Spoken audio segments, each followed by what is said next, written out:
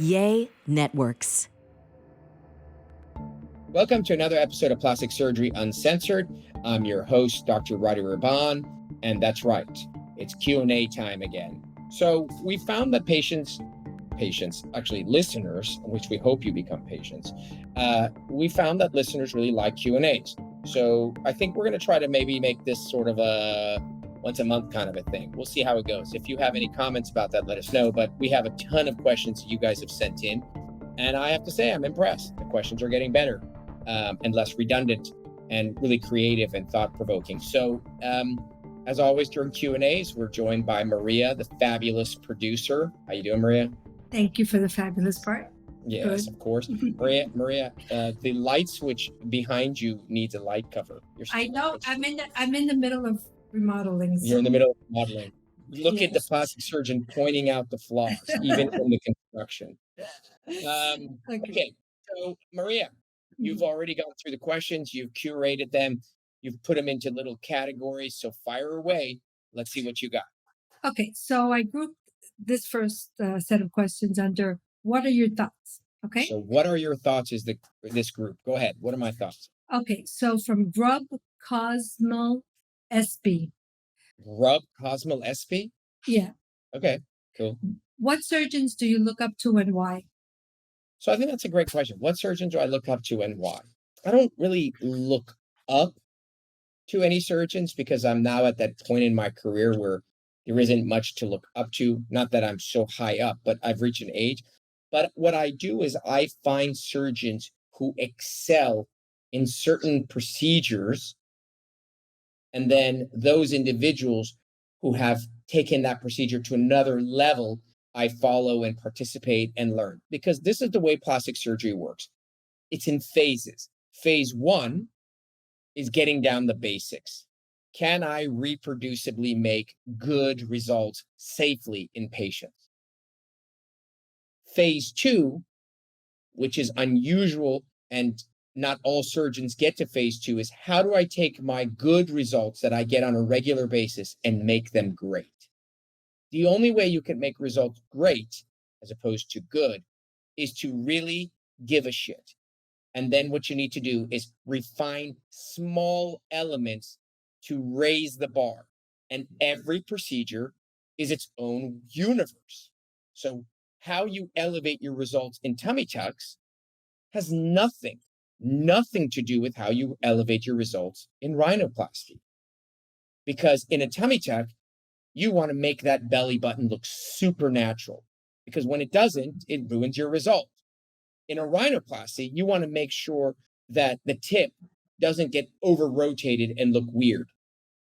So it is common for people to say, oh, what do you specialize in? It's impossible that you do all these things. And the truth is that that's what I love about plastic surgery. Like, there's no way I would do one thing. So to answer your question, the people that I look up to or I emulate or try to follow are individual surgeons in different areas. Like, there's a guy in New York, his name is Andrew Giacono. He does facelifts. He does an amazing job. He has spent his whole career refining the elements. And so a few little tricks and boom, you take good to great. There's some Spanish guy that I watch his Instagram. I don't even know the guy that does noses. I really like his noses. He knocks them out of the park. So aside from traveling to Spain, I try to follow and see what he does. So I try to now at this point in my career, find people that kick ass and then go spend a week with them. Because all I need at this point is just one or two little tricks. That's the answer. That's interesting. Yeah. You observe it. Okay. The next one is from Mrs. Johnson. Mrs. Johnson. Makes it easy, that's right. I like that. Yeah. What are your thoughts on CoolSculpting? What are your thoughts on CoolSculpting? First of all, what the hell is CoolSculpting? It's cryotherapy. Cryotherapy means that you're freezing fat. And when you freeze fat, literally freeze it, the cells within the fat cells self-destruct. That's fancy for apoptosis. Apoptosis is fancy for intracellular disruption and self-explosion. And then the fat cells go away because your body absorbs them. That's the whole principle. It works, people, but it works in, at best, mild amounts in different people. So in general, I don't do much of any device related procedures. I'm a holy shit kind of guy. I like, wow, that looks incredible. I like it out of the park. I like to do things where the results are undeniable. I don't like to dilly dally. I don't like to do something and then it goes from, to first base. And you and I look at it and we're like, yeah, I think it's better. Let's do one more round and see. Like, that's just not my personality. So CoolSculpting does work. The technology, the fat does go away. It just doesn't go away in everybody. It doesn't, we don't know how much of it goes away. And then it's at best, So I use it very judiciously. I mean, 1 out of every 100 patients. In general, I'm not a big fan of any fat removal anyways, because no matter what you do, lose it by diet, go do liposuction. Whenever you lose fat, you get some loose skin. So I'm usually not a huge fan, but that's my thoughts on CoolSculpt. Okay. So from it's Ashley Sarah, It's Ashley Sarah, got it. right? And she wants to know thoughts on Renuvion lipo for upper arms. What's the best way to go? So in general, the only reason I allowed you to ask this question is because I want to reiterate what I always reiterate. My mom used to say, hate's a strong word. It is. And it's reserved for these instances. I hate liposuction. What do you hate liposuction for? Because it's shitty. It's a shitty procedure. It's a shit procedure. You go in with a device and you suck out little globulets of fat underneath the skin, and then pray and hope and do a rain dance that the skin that's left becomes nice and tight, one, and nice and smooth, two. And Which is very hard on the arm. It just right? doesn't happen, Look, period. it Arms, thighs, bellies. It just doesn't. Mhm. Now, all of these technologies, Renuvion, Vaser, blah, blah, everybody is trying to figure out the holy grail on how the hell do I remove fat and not have irregular surfaces with loose skin. That's what it is. So I don't do Renuvion. I think it's called J plasma. I don't even know what the hell it is. All I know is the reason why I included this question is stay the hell away from any type of liposuction in your arms, because you're going to get a skinny little arm that's going to be kind of dented and weird. And then now you're not going to wear this outfit in that lighting and all this other shit. So I'm not a fan. Okay. So tell us how you really feel. No. Yeah. Okay. Yeah, So the next question comes from Angie Lest. Angie Lest. What type of scar treatment do you recommend in your practice? Everyone's listening because everybody wants to know. The kind of scar treatment I recommend in my practice, are you listening? Yes. Is a good surgeon. Did you hear that? Did you hear that again? Let me repeat it. Is a good surgeon. 99% of what you have control over. So this is my spiel. I said everything I do, nose job, tummy tuck, breast, everything is scar related, right? So the way to be successful is have good scars. Like, you can't have hack scars. So 50% of your scar is you. What you will make. Will you make a keloid? Will you make a flat scar? Will you make a thin scar? Will you make a red scar? Will you make a brown scar? What are you going to make? That's your DNA. You cannot alter your DNA. It's just who you are. The other 50% is who the hell is closing me? How do they close me? How many stitches? How many layers? How much tension? How much ischemia? Blah, blah, blah. That is the person closing. The rest of it, tape, silicone, injections, lasers, blah, all that is nonsense, and it doesn't do shit. So the answer to your question is, what kind of scar management do you use? I use old-fashioned, excellent, diligent, time-consuming closure. Then I use a little bit of paper tape, which is the cheapest thing on the planet, and I call it a day. So I don't use anything else. Scar creams, tape, silicone tape, injections, lasers. I don't use any of that stuff. I wish that if they worked, then I wouldn't have to spend 100 hours in the operating room. I just kind of whip it together and then just use these creams or whatever to get it better, but it doesn't work. Okay, doke. The next question comes from Mibe00. Mibe00. What are your thoughts on buccal fat removal? So buccal fat removal, we've obviously answered this question on numerous occasions, but we'll answer it again, is when you go inside the mouth,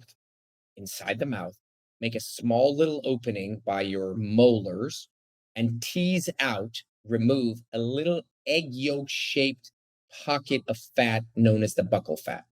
So everybody has a little egg. It literally looks like the yolk of an egg because it's very yellow. And you can go in and tease it out. It's a pretty straightforward procedure. And why the hell would you do that? In some instances, people are cheeky, chipmunky, round faced, and they want a little more gaunt, elegant, model-esque look. So that's what the procedure is. It is incredibly subtle because you're only removing the little egg yolk size, and it helps a little bit. The reason why you need to be hesitant is that when some people, if you look at their pictures in their 20s and 30s, they're a little round faced. They get to their 40s and 50s and they get hollow because they've aged. So there's always this concern that, well, I wish that I had never removed that fat because now I'm desperately needed. That's the dialogue. So I do it in people that are really round faced. Like, it's very unlikely you're going to get hollow. Someone like me, who's relatively hollow and narrow faced, is just a bad idea. So you just have to be careful. That's all. I used to suffer from chubby cheeks all my life. And now that I'm getting to the sixth floor, Right. so to say, I'm so happy that I had those chubby cheeks because now I don't look so Right. bad. So, but you said it, you hit it on the head. Life is not static. You're not going to stay 27. You're not going to stay 38. You're not going to stay. So your decisions have to consider, be mindful of how you're going to evolve. Right. So if you're barely full faced and you're entering in your 40s to your 50s, you're going to get skinny faced. It's just going to happen. And then you're going to say, shit, God, I should never have taken that fat out for that 1 year where I thought I was cheeky. Now, if you're really round faced, then it won't matter. So you're right on the money. Okay, the next question comes from Kara Murphy MN. Kara Murphy and MN. Right. I like this question. What do you think makes a great patient and conversely a really bad or difficult patient? It's a phenomenal question. So I'm going to reiterate it because you may have missed it. What do you think makes up a great patient? And what do you think conversely makes up a difficult or bad patient? It's very simple. It's the same qualities that makes a great friend or a terrible friend. What you want in a patient is for them to be realistic, understanding, level-headed, fair. What you don't want in a patient is someone that is not paying attention, listening, someone who is unrealistic, someone who is angry and arrogant, someone who is histrionic and very emotional, and someone who is very picky. So I want to reiterate that the picky part is probably the most catastrophic element. Plastic surgery is not perfection. No one is allowed to say the word perfect in my office. Literally, as a patient's like, perfect, symmetry. I'll stop. I'm like, don't say the word perfect and don't say symmetry. I'll throw you out of my office. All we are doing with plastic surgery is enhancing, improving, making it better. Your breast will be 100% asymmetric when we're done. Your nose will 100% still be crooked when we're done. Your eyelids will 100% not match when we're done. 100%, I write it on the piece of paper. It'll just be significantly better. The people that you do not operate on are the people who, despite the significant improvement in their appearance, are still fixated on the little bit that isn't. They're the people who are critical and the half emptiers. They see the glass half empty. Now, how do I know this? Because I'm a critical, picky person. I know that for a fact, if I had my nose done, hypothetically, I would go in and say, hey, listen, it's obviously better. I mean, the hump's gone and da da da da. Like my right nostril, it just kind of like, if you look in this image here, that's my personality. I'm a critical person. That's why I do what I do. So I'm an awful patient. I would be a horrible patient. all the other things, fair, reasonable, all that I am, but I'm picky. So that's not for me.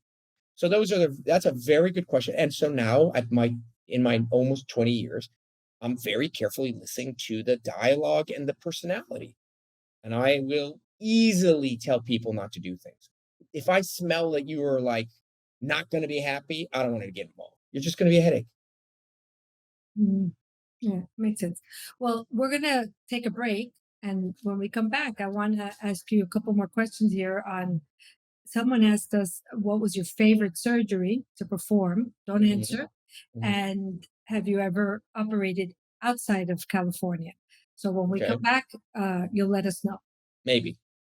Okay, no, I'll let you know. Okay. All right, we'll be right back with the second half of Plastic Surgery Uncensored. 5, 4. All right, welcome back to the second half of Plastic Surgery Uncensored. We are doing our Q&As. Maria is doing a phenomenal job. And what do you got for me, Maria? Okay. So, this segment these questions are on what your thoughts are What are on my certain thoughts? questions. That's the segment title. What are your Right. thoughts? I like that. Yeah. And this one comes from Morgan Sells. Morgan Sells. Right. What's your favorite surgery to perform? So that's a fantastic question. And as always, I never have a straightforward answer. That's just not my personality. So I have a favorite procedure to perform. And at the same moment, I have no procedure that I would exclusively do. So there is no procedure, not even my favorite procedure, that I would dedicate my entire life to. And the reason being is that I have too much experience, curiosity, training to limit myself to only doing right eyelids. I want the breadth of my training to do. And at some point, you get burnt out, even if your favorite food in the whole world is pizza. At some point, you need a break. My favorite procedure to do is undoubtedly the rhinoplasty. The reason, number one, it is, in my opinion, the most powerful single change that you can do, especially to your face, to change the way you look for the better and obviously for the worse. So, in other words, if you're going to do one thing to change it, yes, I've also been known to say the chin hog, but it's not nearly as technically challenging. So, the rhinoplasty is super powerful. And if you're a surgeon and you like what you do and you want to help people, so called help people, you want the biggest gun. You want the thing that can make their change the most, not dramatic in a negative way, dramatic in a positive. So, that's number one. Secondly, personally, it was the largest challenge in my professional career. My training was awesome. Awesome. I trained at USC, but it sucked when it came to cosmetic surgery. It was awesome in that I did gunshots and trauma and cancer and pediatrics and all kinds of stuff that we're trained to do. But the cosmetic experience was mediocre, which is the case across the country, of course, because cosmetic surgery, who the hell's going to go to a resident to have a cosmetic surgery done? It's the nature of having someone do something to you that you're paying for. It's just not conducive to being trained.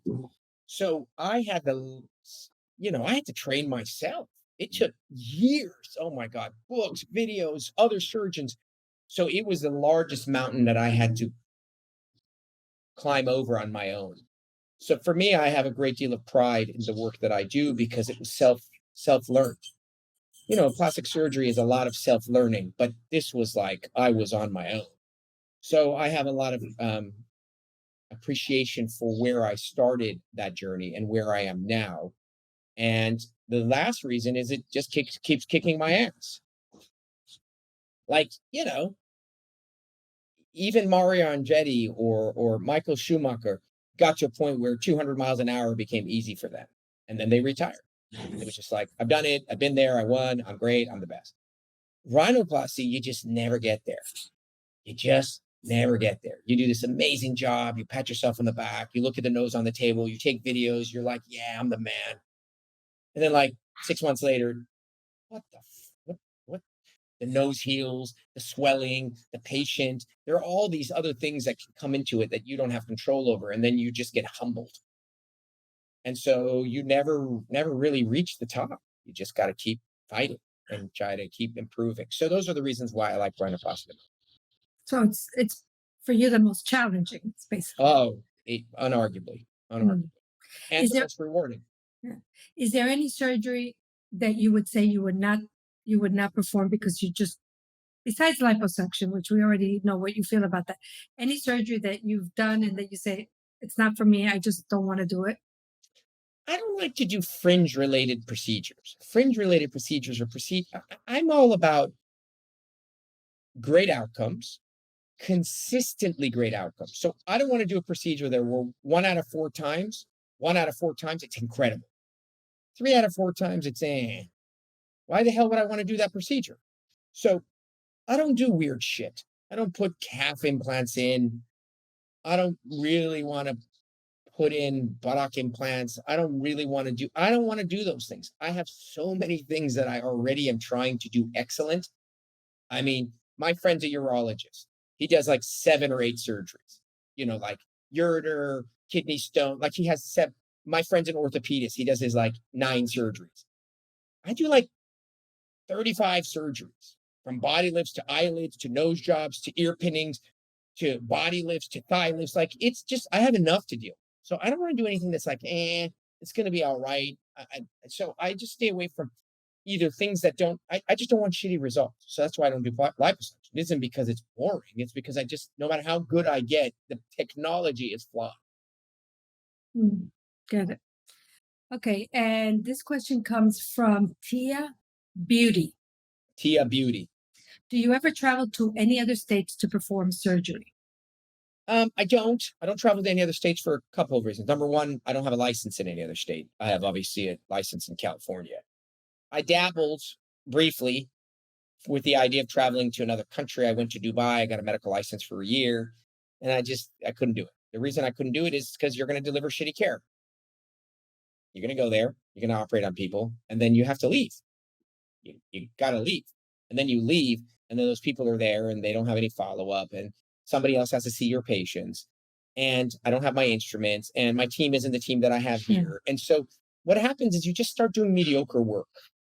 Mhm. You know what I mean? You're not going to have a heart transplant team get up and go to another hospital because all of the crap that they've worked on and the timing. You know what it is? It's like F1. I've been watching Formula One on Netflix. It's like Mhm. I'm addicted. It's incredible. And you watch this pit crew, and it's like the reason they can do your entire pit change in like 2.2 seconds is because it's so well oiled. Now imagine all of a sudden you go somewhere else and you take a whole like you're going to do it in like 9 seconds. It's just not going to happen. So I don't want to after all these years change everything and get up and go to another state. The reason you do it is to make money. I mean, that's the reason you do it. It's like, oh, I can go here and make more money. I'm doing fine. I don't need to go anywhere else. I have plenty of patients. People want to come travel here. We take good care of them. So the answer is nah.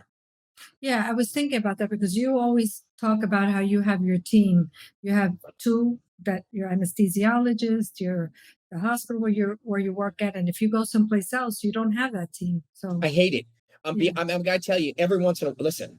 I got my team right, like any other team. Sometimes people get sick. Sometimes some people got COVID. Someone's on vacation. So obviously we have substitutes for those people when they're not there.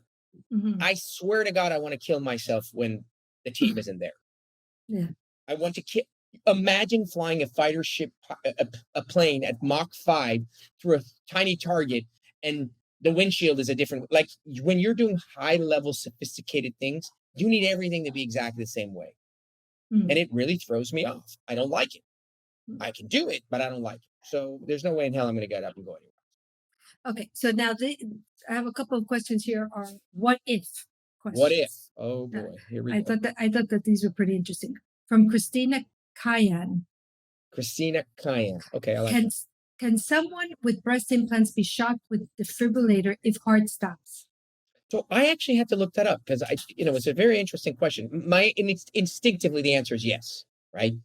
Obviously, you can be shocked because we would know. It's not like Mm. people with implants don't have heart attacks. And so the answer is yes. If you have breast implants, you can get defibrillated. Number one, the energy is not going to rupture your implants. It's not. And number two, you don't put the defibrillator implants, the pads and all those things right on the breast. You put them below and to the side. So yes, if you are a woman and you end up having breast implants and you need to be shocked, the answer is you're fine.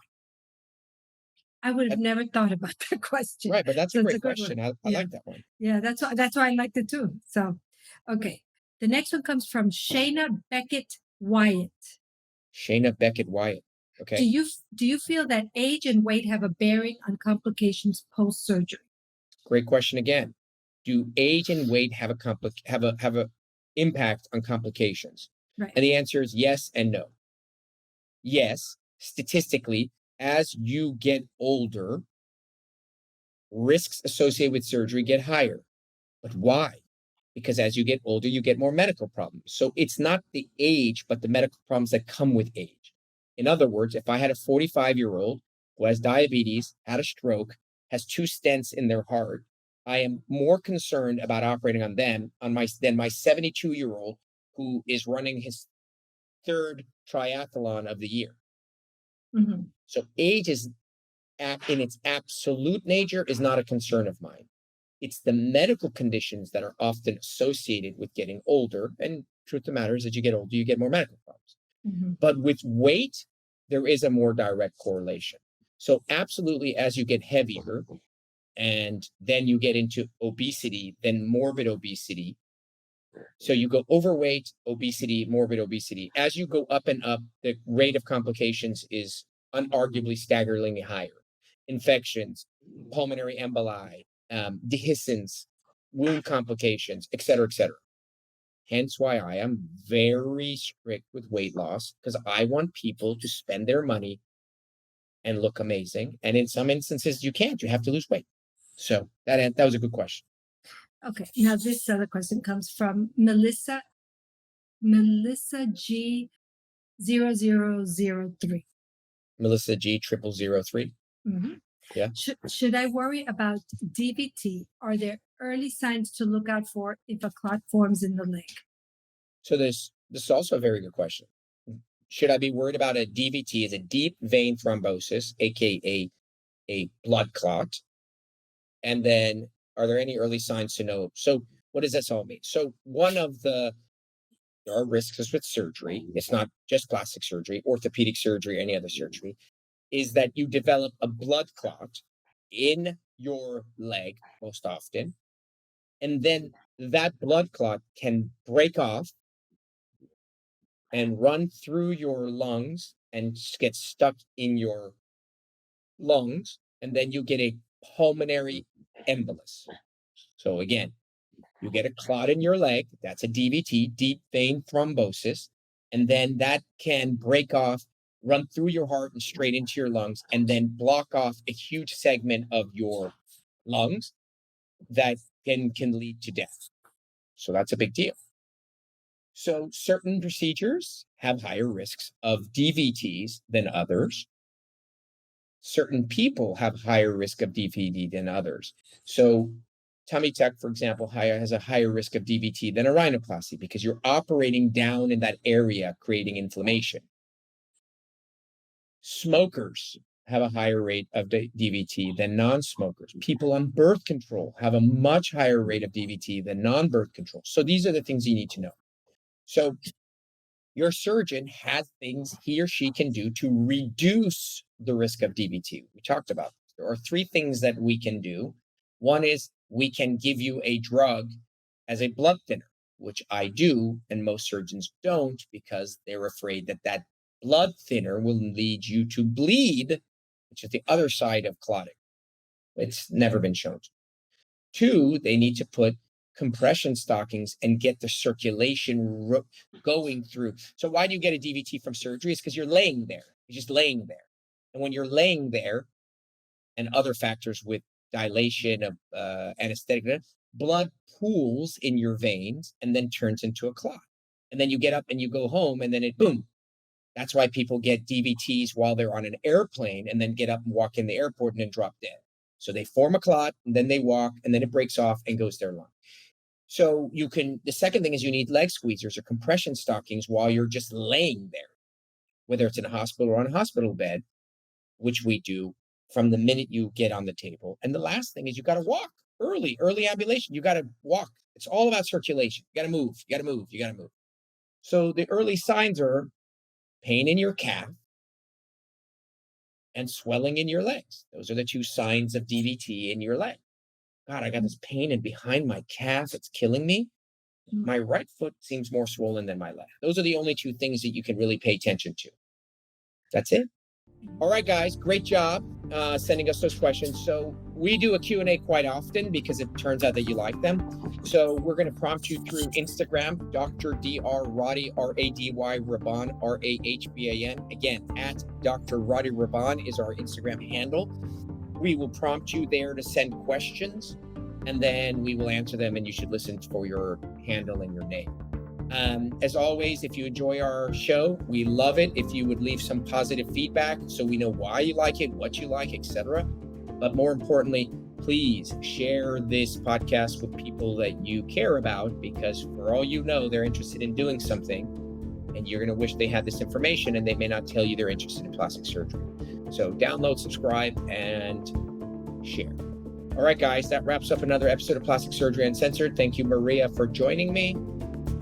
Until my next pleasure. Thank you. Until next time, I'm your host, Dr. Rady Rahban.